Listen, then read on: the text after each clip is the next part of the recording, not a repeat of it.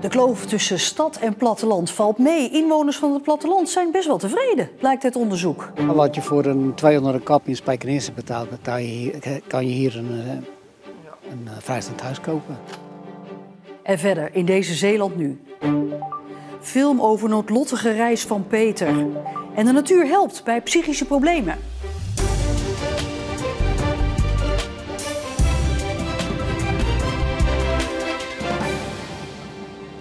Goedenavond. Mensen op het platteland zijn bijna net zo tevreden over hun voorzieningen als mensen in de stad. Dat blijkt uit onderzoek van de Rijksuniversiteit Groningen, dat voor een deel in Zeeuws-Vlaanderen en op Schouwen-Duiveland is uitgevoerd. Het valt mee met de ontevredenheid, ondanks het feit dat voorzieningen zoals supermarkten en bioscopen vaak verder weg liggen. Het platteland speelt in de campagnes voor de verkiezingen een grote rol. Politieke partijen als de BBB, maar ook anderen, spelen in op behoeftes die op het platteland bestaan. En dan wordt er altijd geklaagd dat er op het platteland te weinig voorzieningen zouden zijn. Maar is dat zo en is dat eigenlijk wel zo erg? Zijn hier een beetje genoeg supermarkten wat u betreft? Nou, daar zou wel wat meer mogen. Ja, waar gaat u heen meestal? Ik ga meestal op mijn eigen dorp. Dan is de Coop op Oosterland. En ja, hier Jumbo en Aldi. Ik woon in Zonnemerre. Zijn er nou genoeg voorzieningen bij u in de buurt? Geen, totaal geen. De Rijksuniversiteit Groningen heeft onderzoek gedaan naar tevredenheid over de voorzieningen op het platteland. Het blijkt dat mensen op het platteland iets ontevredener zijn dan in de stad, maar niet zoveel als je zou verwachten. Tussen Amsterdam en Loppersum, een dorpje in Noordoost-Groningen, heeft iedere inwoner in Amsterdam 120 keer meer voorzieningen dan een inwoner van Loppersum. Maar de gemiddelde Amsterdammer is niet 120 keer tevredener dan de gemiddelde persoon uit Loppersum. Op het platteland zijn dus minder voorzieningen dan in de stad. Maar er zit een maximum aan het aantal voorzieningen dat iemand nodig heeft om tevreden te zijn. Als je 1 supermarkt in de buurt hebt, dan is dat mooi. Komt er nog één bij, dan kan je daar tussen kiezen. Maar het verschil tussen 5 of 6 supermarkten maakt eigenlijk niet zoveel meer uit. Dan is de keuze verzadigd. Bovendien blijkt uit het onderzoek dat mensen op het platteland rust, ruimte en comfort verkiezen boven de beschikbaarheid van veel voorzieningen dichtbij. Wat je voor een 200 kap in Spijkenisse betaalt, kan je hier een vrijstaand huis kopen. En dan maar wat minder voorzieningen. Dat neem je op de kop toe. Er is volgens het Groningse onderzoek wel één factor die echt onmisbaar is voor de tevredenheid over de voorzieningen op het platteland. En dat is de auto. Want voorzieningen kunnen wel een end weg zijn. Je moet er wel heen kunnen. Nee, zonder auto gaat niet. Ja, of je moet een fiets hebben en dan met grote fietstassen vol. Zou u zonder auto kunnen? Hier en nee. Nee. We gaan wel eens naar Rotterdam, naar Goes. Ja, dan heb je de auto nodig. Vindt u dat een probleem dat u daarheen moet met de auto? Ja, eigenlijk wel. Ik zou liever met de fiets gaan. Op het platteland heb je wel toegang tot dezelfde voorzieningen als in de stad. Maar je hebt wel de auto daarvoor nodig. Voor veel mensen is dat een doorslaggevende factor. En dat kan een probleem zijn, want niet iedereen heeft een auto om de grotere afstanden tot de voorzieningen af te leggen. Met de verkiezingen in zicht zouden de heren en dames politici er goed aan doen om eens naar het Groningse onderzoek te kijken als het gaat om het platteland. Want er is een duidelijke les te leren. De uitdaging is vooral om te zorgen dat die voordelen van die schaalvergroting en dat autogebruik, dat die anders verdeeld worden. Dus er zijn mensen die buiten de boot vallen. Daarnaast is de auto natuurlijk niet het meest duurzame voermiddel. Dus de uitdaging zit hem vooral in het hoogwaardig houden van de bereikbaarheid op het platteland, maar dan op een duurzamere en inclusievere manier.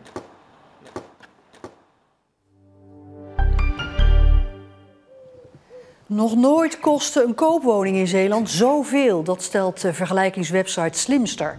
Een koopwoning in Zeeland kost nu gemiddeld €331.742.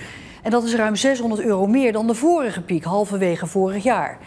Stellen die bijna een modaal inkomen hebben en op zoek zijn naar een huis, kunnen in Zeeland op zich nog wel wat kopen, vooral in Terneuzen. Maar Zeeuwse alleenstaanden met een modaal inkomen hebben het moeilijk.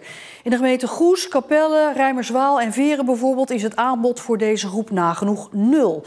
Ze hebben nog wel kans in Vlissingen, waar 10% van het woningaanbod in hun prijsklasse valt. Voor de kust van Walcheren hebben vissers deze bijzondere zeeschildpad in hun netten gevonden. Het gaat om een vrouwelijke Camps Ridley-schildpad, een ernstig bedreigde diersoort die voorkomt in de Golf van Mexico. Het dier is overgebracht naar diergaarde Blijdorp, die meldt dat het goed met haar gaat. Danny Blind keert terug bij Ajax. Hij is voorgedragen als nieuw lid van de Raad van Commissarissen. Als de algemene ledenvergadering akkoord gaat, verbindt hij zich tot 2027 aan de kwakkelende club. Blind, afkomstig uit Oost-Soeburg, vertrok 2 jaar geleden bij Ajax om assistent bondscoach te worden bij Louis van Gaal, die nu ook weer betrokken is zelf bij Ajax. Blind was in het verleden trainer en technisch directeur bij de club en als voetballer speelde hij er bijna 500 wedstrijden.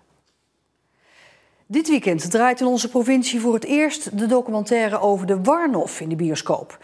De Warnof is het schip waar de Middelburgse Peter van Lieren met zijn vrienden mee naar het noorden zou varen om het Noorderlicht te zien.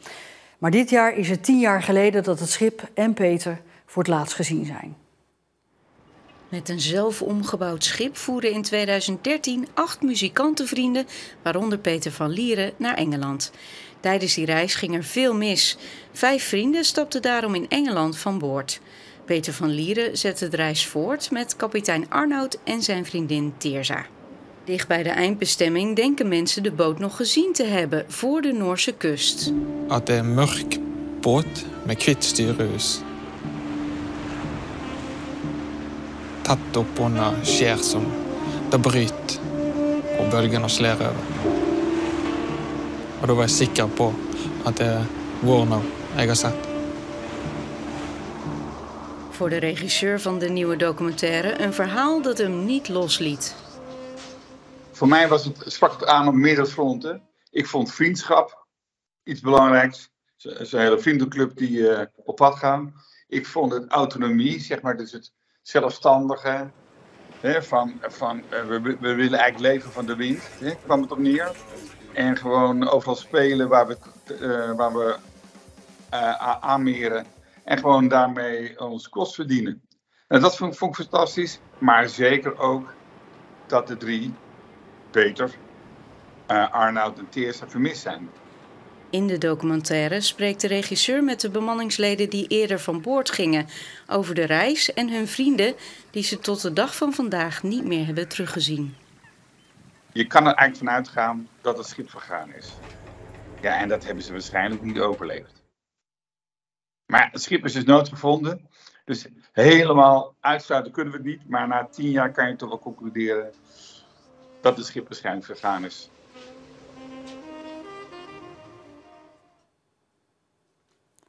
Natuur helpt je om beter te worden. Dat is de overtuiging van Zeeuwse Gronden in Terneuzen. Een instelling voor geestelijke gezondheidszorg, afgekort GGZ. Zeeuwse Gronden is nu ambassadeur van de Groene GGZ, waarmee ze samen met natuurorganisaties bouwt aan een groene beweging in de geestelijke gezondheidszorg. Schoffelen in de moestuin, vissen aan de kreek, schaapjes voeren. Dit is de Groene GGZ. Zeeuwse Gronden is al jaren bezig om natuur en buitenzijn te integreren in de behandeling van cliënten. Sinds kort is de GGZ-instelling in Terneuzen een groene voorloper. Een soort ambassadeur van meer natuur in de geestelijke gezondheidszorg. Het is echt de bedoeling om te inspireren, ook voor ons nog, om natuurlijk te leren van andere instellingen die daarmee bezig zijn. Maar zeker om een voorbeeld te zijn en ervoor te zorgen dat steeds meer instellingen op die manier gaan werken. Jarenlang is er een beetje lacherig over gedaan. Vissen, wandelen, bezig zijn met dieren. Hoe helpt dat nu bij een depressie of psychoses? Maar het wordt steeds serieuzer genomen. En dat is belangrijk, vinden ze hier. Er is eigenlijk lange tijd niet zoveel bewijs geweest van het effect van de natuur op je gezondheid. Maar dat is het de laatste tijd gelukkig steeds meer. En al die onderzoeken laten wel zien dat het contact met de natuur echt angst kan verminderen, pijn kan verminderen, maar ook depressie bijvoorbeeld.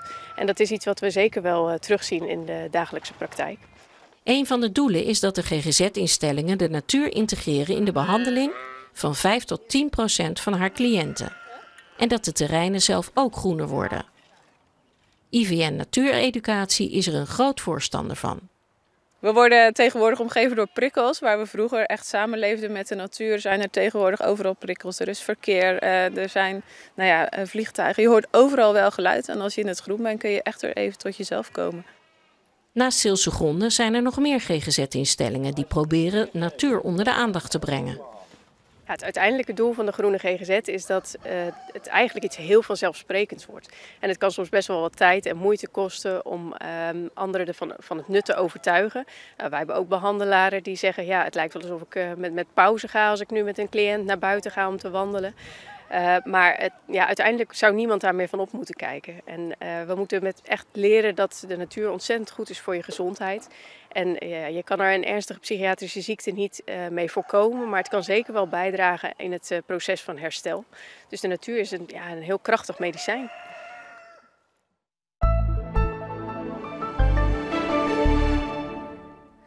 Een bewolkte dag vandaag in Zeeland. Het werd vanmiddag steeds grijzer en regenachtiger.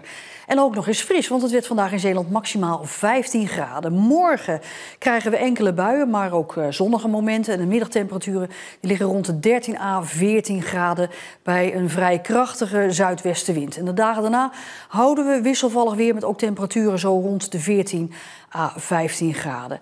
En meer Zeeuws nieuws op onze site en op onze app. Kijk daar bijvoorbeeld naar de planning van de districtsbeker. De 10 overgebleven Zeeuwse clubs weten wie ze nu moeten gaan verslaan in de derde ronde van het toernooi om deze beker. En tot zover deze Zeeland Nu. Nog een hele fijne avond.